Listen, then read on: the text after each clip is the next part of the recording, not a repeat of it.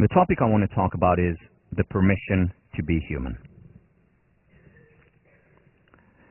I'm going to talk about this topic for three reasons. A, because it illustrates what Thomas Sowell means politically in the psychological realm. Second, because I think it is one of the most important pillars of well-being and happiness. And the third reason why I'm going to talk about it is because it gets to a misunderstanding that many people have regarding what positive psychology is and is not. When I first started teaching this course and had the 6 students, I remember one day sitting in Leverett House having lunch by myself, and one of the students comes in and says, "Can I join you?" "Sure, we have lunch." And then he says to me, "Tal, I hear you're teaching a class on happiness." And I said to him, "Yes, that's right." And then he said, "You know, my roommates are taking your class." And I said, "That's wonderful." You know, there were 2 of the 6. And then he said, "But Tal, you've got to watch out now." And I said to him, "Why?" And he said, "Tal, you've got to be careful." And I said, "Why?" And he said, "Because if I see you unhappy, I'll tell them." Now, the next day in class, I used that and I said to the students, you know, the last thing in the world that I want you to think is that I experience a constant high. Or that you, by the end of the semester or the year, it was a year course, you by the end of the year will experience a constant high. There are 2 kinds of people who experience this constant high who don't experience painful emotions, such as anger or envy or disappointment or sadness or unhappiness or depression or anxiety at times. 2 kinds of people who don't experience these painful emotions. The one kind are the psychopaths. By definition, they don't experience these painful emotions. The second kind of people who don't experience these painful emotions are dead people. Exactly. So you know, if you experience these emotions, it's a good sign. You're not a psychopath and you're alive. However, in our culture today, we don't give ourselves the permission to be human, the freedom to experience these painful emotions as well. And we pay a very high price for this inability, for this refusal to accept the fact that it's part of human nature, that it's constrained, that is there no matter what. As kids, as babies, going back to the babies theme, we give ourselves the permission to be human. We know that it's natural. We don't even think about it, in fact, to experience high and then low and then high and then low. And later on, when we stop giving ourselves the permission to be human, when the facade becomes so important, when we begin to realize that other people are watching us and evaluating us constantly, and we think they do so much more than they actually do, that's when we stop giving ourselves the permission to be human, and we pay a price in terms of our energy levels, of our well-being, of our happiness, of our creativity, and ultimately also our success. Let me give you an example of someone who does give himself the permission to be human.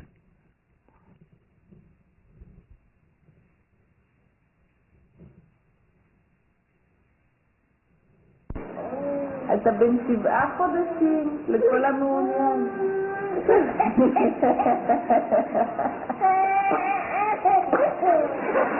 זה ההבדל בין יפה לצחוק. עכשיו תבכה, עכשיו תבכה. תבכה עכשיו, תבכה. עכשיו לצחוק.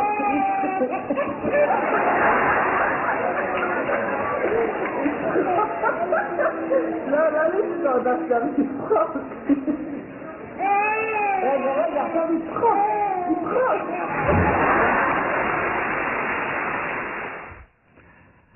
Now, I'm not saying we should look like this. But what I am saying is that we all need a space, a place in our lives where we give ourselves the permission to be human, whether it's with close friends, people we care about, whether it's first and foremost with ourselves when we write a journal, where we do give ourselves the permission to to cry, to be joyous, because if we don't, we pay a price. We need a space of unconditional acceptance. The best advice that I got, or that we got, my wife and I, when David, our first son, was born, was from our pediatrician, Dr. Todd Shapiro. And David was born at 1 a.m. in the morning, and then at around 8 a.m. in the morning, he came in to see, to check up on my wife, to check up on the baby. For some reason, he didn't check up on me. And everything was fine. And as he was leaving the room, he turned around and said, just one more thing. Over the next few months, you're going to be experiencing every single kind of emotion to the extreme. And that's fine. It's natural. We all go through it. And then he walked out. It was the best advice that my wife and I got regarding child rearing. Why? Let me give you an example. So, after about a month, I started to, once in a while, experience some envy toward David. Because here he was, for the first time since my wife and I were together, there was someone else who was getting much more attention than I was, no matter how much I cried. And I felt envy toward him. And then 5 minutes later, I experienced this most intense love toward him. Emotions that I haven't felt before. Now, normally I would think, what a hypocrite. It's just, something's wrong. 1 minute you're envious, the next minute you experience love. Well, there is nothing wrong. There is everything right. It's part of being human.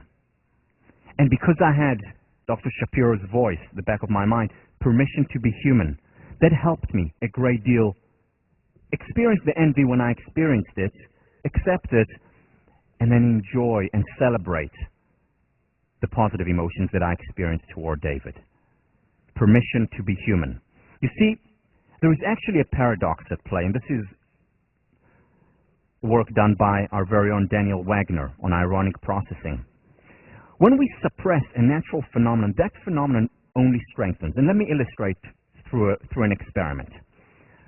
So for the next 10 seconds, bear with me, for the next 10 seconds, do not think of a pink elephant. For the next 10 seconds, do not think of a pink elephant. You know the one I'm talking about? With the big ears, Dumbo? Do not think of a pink elephant for the next 3 seconds, and I'm sure no one thought of a pink elephant, right? Well, what happened? Most people thought of a pink elephant. Because when we try to suppress a natural phenomenon, such as having a visual of a word when we say it, that thing just intensifies.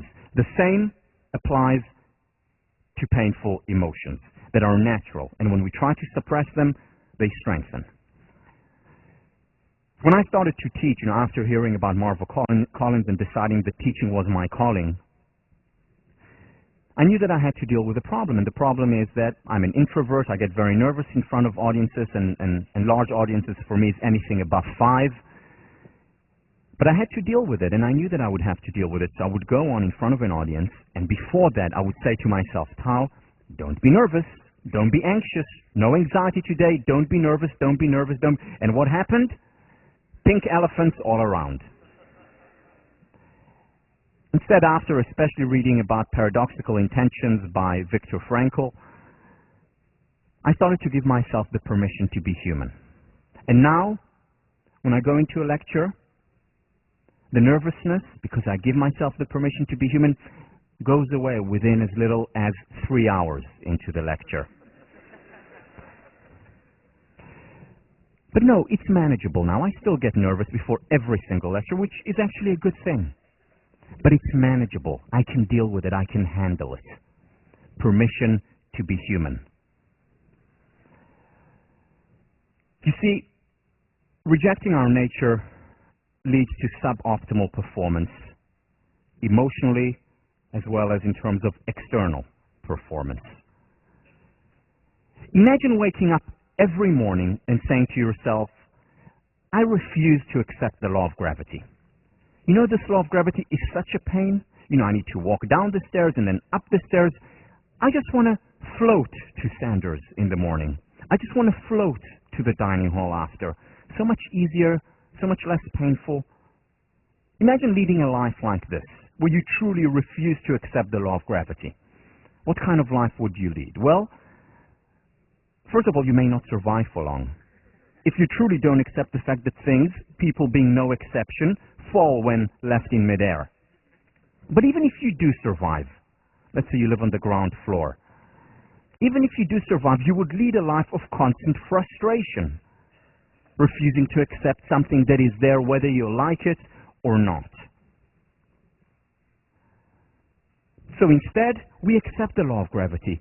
More than that, we create games around the law of gravity. I mean, all those of you who are doing sports here, and it's most of you in this room, who are doing athletics, who go for a run, you rely on the law of gravity. Can you imagine, Harvard versus Yale football without the law of gravity? Can you imagine a basketball game without the law of gravity? And I'm not talking about Michael Jordan, but for the mere mortals. We accept it and we create games around it. And yet we don't do the same. We don't do the same when it comes to our emotions. Now here is the key point. Painful emotions are as much part of human nature as the law of gravity is part of physical nature. And nature to be commanded must be obeyed. An aeronautics engineer who wants to build an airplane has to obey, take into consideration, learn and study and understand the law of gravity. The same applies to a psychologist, the constraint view of human nature. Nature to be commanded must be obeyed. And yet we don't do that. We don't do it in our culture, and we pay a high price for it.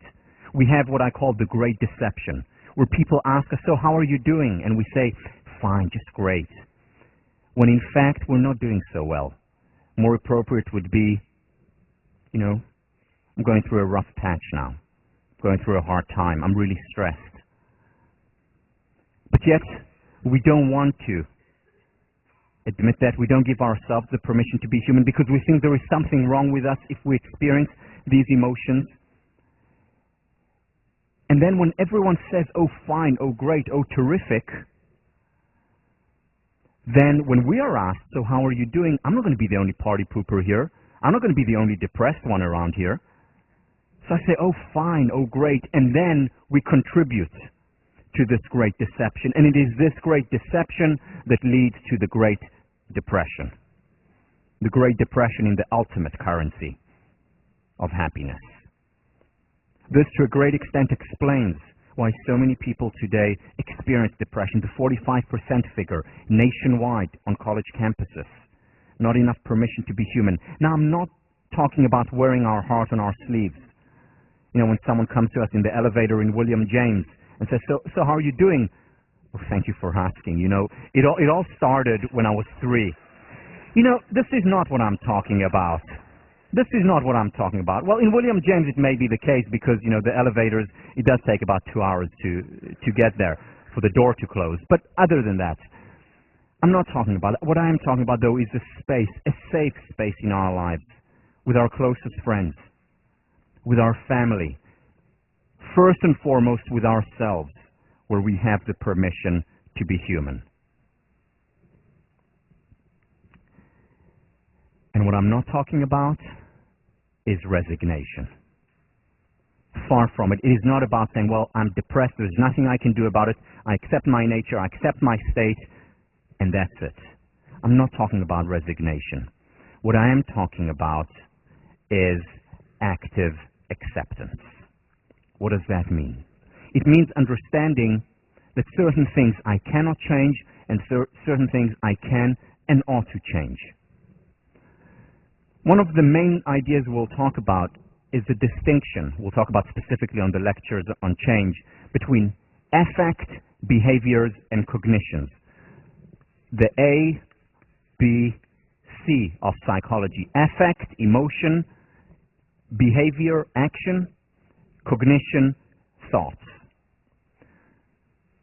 Unconditional acceptance permission to be human relates primarily to our affect, to our emotions. They're there, just like human nature, just like the law of gravity is there. That does not mean we need to accept our behavior and our cognition. For example, I can, and have in the past, experienced envy toward my best friend.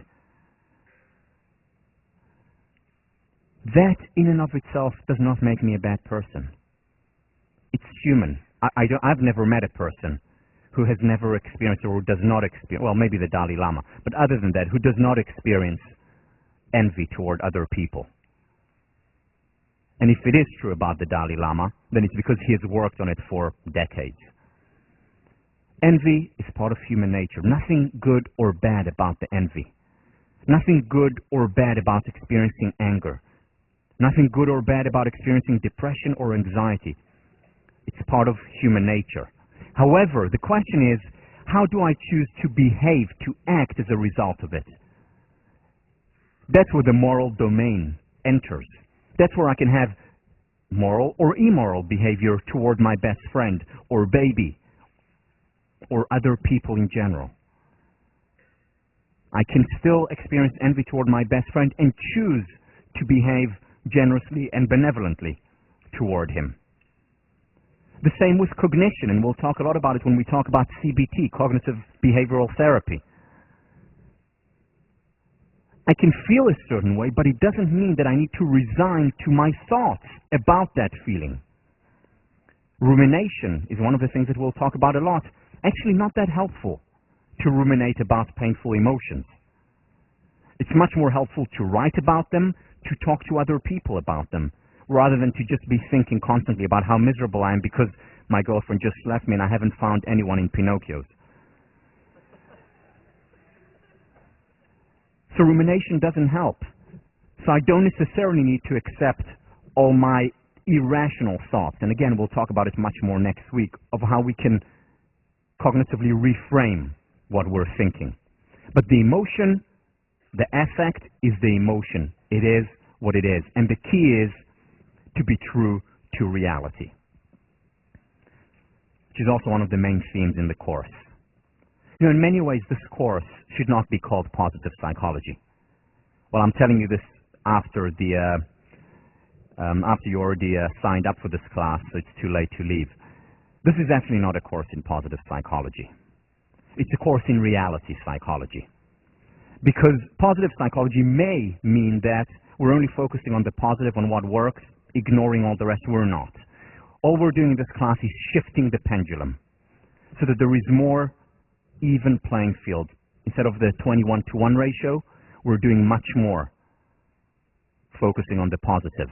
And at the same time, accepting that painful emotions are as much part of human nature as the wonderful emotions. And the sooner we accept it, the better. What that will mean at the end of the course of 1504, or 100 other courses and workshops or books that you read, it's not that you will not have painful emotions anymore. It's simply that your psychological immune system will become stronger.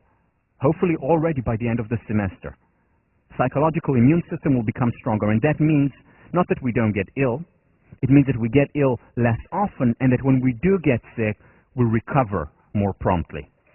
The difference between extremely happy people and extremely unhappy people is not that one gets sad or upset or anxious or depressed and the others does not. Both groups do. It's how quickly, how promptly we can recover from these painful emotions. In other words, how strong our psychological immune system is.